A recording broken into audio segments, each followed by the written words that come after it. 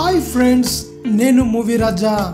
Power star Pawan Kalyan Sardar Gabbar Singh తన నెల రోజులు షెడ్యూల్కి బ్రేక్ ఇచ్చి సింగపూర్ వెళ్ళాడు.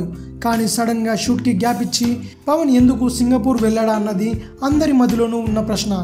రీసెంట్గా సెట్ నుంచి తెలిసిన వివరాల ప్రకారం పవన్ కళ్యాణ్కి యాక్షన్ ఎపిసోడ్స్ చేస్తున్న టైంలో కాలికి బలంగా గాయం అవ్వడం వలన డాక్టర్స్ కొద్ది రోజులు రెస్ట్ తీసుకోమని చెప్పగా ఆయన కొద్ది రోజులు రెస్ట్ తీసుకోవడం కోసం సింగపూర్ వెళ్ళాడట.